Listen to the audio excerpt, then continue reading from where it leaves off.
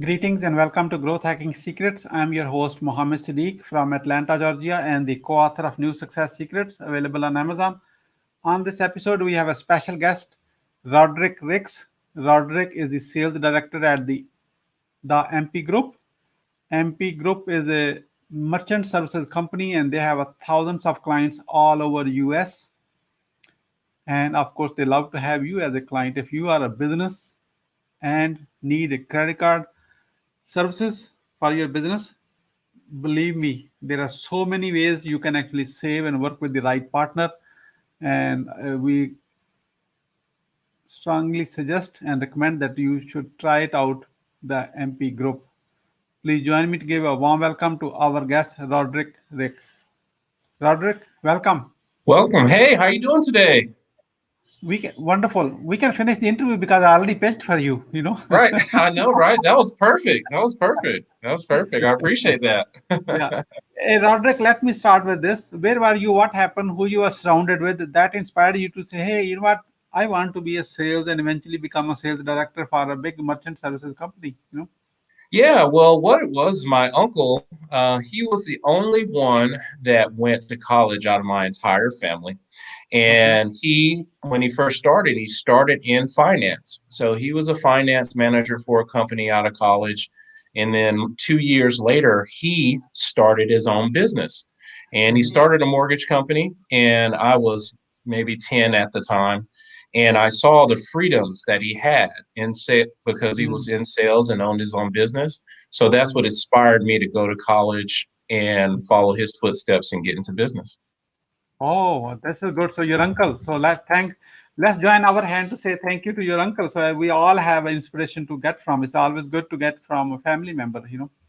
Yep, that's what happened. So that's why I ended up focusing on business administration in school. I went straight to corporate, but I did have in my mindset that I wanted to be part of a business that would be considered, my business. And the way that it works here in credit card processing, there are your accounts, and it's very similar to owning my own business. And so compensation is, I'm not asking your salary. Compensation is you make a base salary and small residual income coming from the life of the account because somebody swiped the card somewhere, you're making some few cents from there too. That's right. I make small amount of pennies on the transactions, but after doing it for many years now, I have a lot of transactions, so it's kind of added up to a decent amount of pennies. Yeah, wonderful. So in fact, we are going to talk about how we can actually help you get more pennies very soon. That's a clue. Okay. Yes, thanks. So Roderick, I'm sure you learned a lot in the sales. Many people look at the sales people. Oh, it's like, oh, he's going to sell me something I don't want to buy from. It's like a different myth. So, what are the top three missteps to avoid to create a successful relationship with your prospects as a salesperson? Well, the first is to listen. A lot of times, salespeople have an agenda in mind, and they say, "I'm going to push this, whatever this is." What I found over all of the years of being in sales, the most effective way is to ask discovery questions and actually listen instead of being ready to respond. So I would say that would be the first number one thing that has helped me to see some success is listening instead of trying to push through and talk. Okay. Two more. This I would say one this, mistake people don't listen. So, second, number yeah, two. the next one is actually having compassion about that person. Instead of seeing everyone as a transaction, I try to actually build a relationship with them. It's one of those things where, again, I have been in corporate for many years. And over those years, there have been different forms of sales streams that they have taught us. Ones where you just raise the tension very high and then try to bring it back down. Ones where you just simply read a script and go from there. What I found is if I truly try to build a relationship with this person, that tension wall goes down very fast and that trust level goes up pretty fast. And that has really been one of the keys to help me to see some success in selling. And thirdly, is just providing the options that is best for them and not what is best for the company.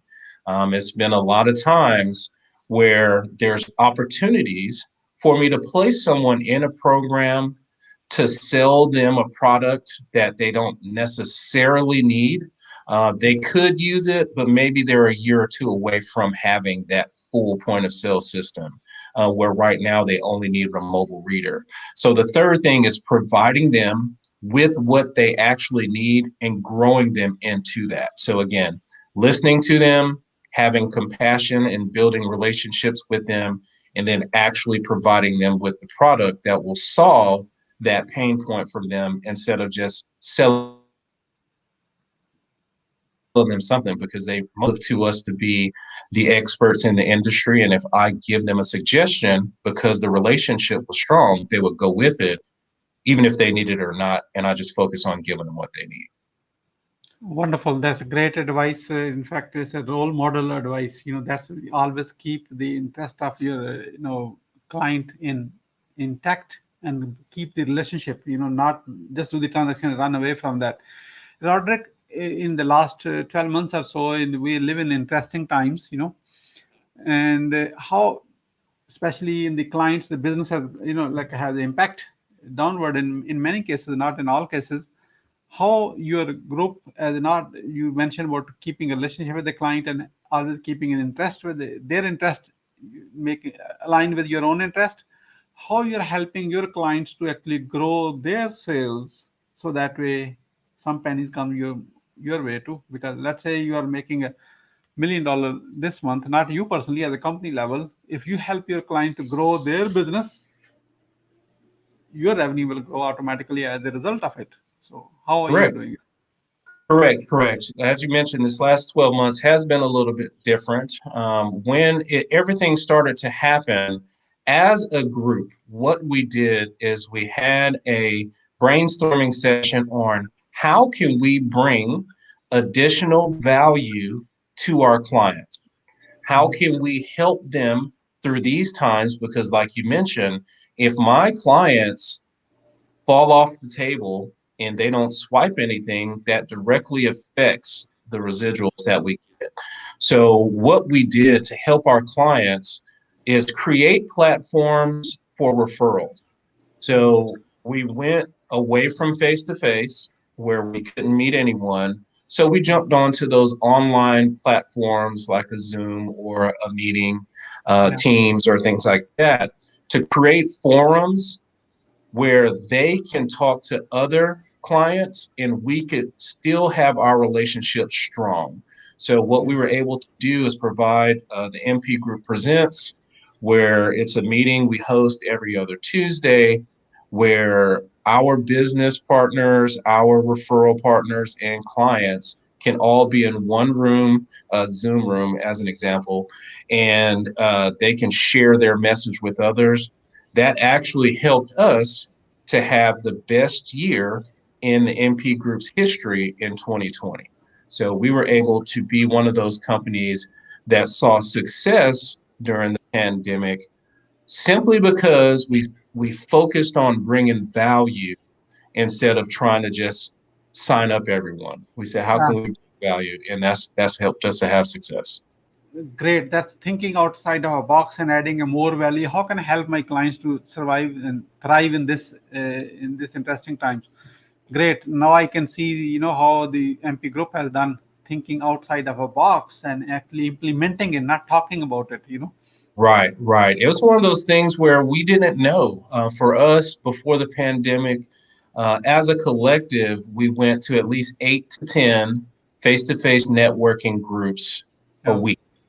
Mhm. We would either go to a nighttime one, we would go to a closed networking group, and the best idea that came out of that brainstorming session was it was Zoom originally. We've done them on all of the platforms, but the Zoom room that helped us again allow the people who couldn't get out of their homes and Mhm. go see other people still see people and have commerce to flow.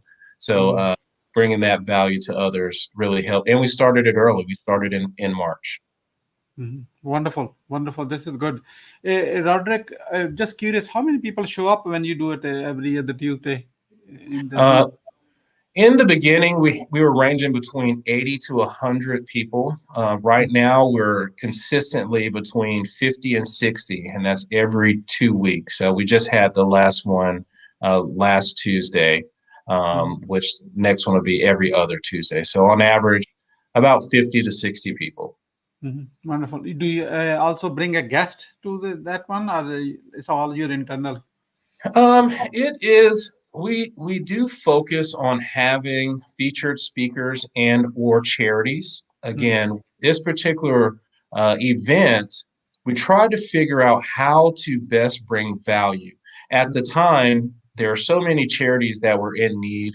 Like we had the American Cancer Society on, we had Must Ministries, a local Right. company here in Ackworth, and I mean in Atlanta, and we also have had a variety of charities. So we will either bring charities, and what happens is for every person that comes to the event, we donate $1 to that particular charity, as well as our regular donations, and also ask the members who came or the people who came to the group to donate to that particular charity. So we do have featured speakers and charity each week. Wonderful, wonderful. This is good. Is it okay if I recommend you a guest who can help your all of your people who show up on Zoom, and not only Yes. people who can watch a recording? He can help to improve their sales and grow their business beyond sales, so that way they are on a strong footing. Because once they are stronger, like you are adding a value, I want to add a value to your group. Yes, definitely. More than happy to have you on. No, I knew it. it's not about me. You thought I'm trying to sell myself. No way. No, my skills are quite boring. So, in fact, I have my partner and a Mhm. mentor and a partner. He is a reckless billionaire. Okay. He owns 48 businesses Okay. Okay. and owns over 160 miles of beachfront properties in the US and around the globe. Nice. Nice. And Yes. now he's on his next big project is building a safe city in Tennessee. So, that's a safe mean no riots and all those kind of crazy stuff. Yeah, So be more than happy to have him on, please, please. he is a reckless billionaire. He will love to, answer those questions and how their people are stuck, how can improve, what's holding them back, how they can take their business to the next level. Here's the Mhm. best part: it's absolutely zero cost to you. Not I paid for it already because he is my business partner. Because I want to Okay. add a value. Because you are helping your clients, I want to help Mhm. you. That's why we got it on this interview. So Yes, I definitely appreciate that. And those are the types of things that we keep our eye out for. How can we bring value to others? It's been such a unique situation because we always had the mindset of helping, but the pandemic pushed us to the point where we started to give so much more. In the beginning, we were just giving, giving, giving. And then shortly after, it started to flow in. I mean, we had so many responses, so many people that needed help didn't know about it. And that's simply because we were trying to give as much value as we can in a time of uncertainty. And it ended up helping us out in the long run here. wonderful.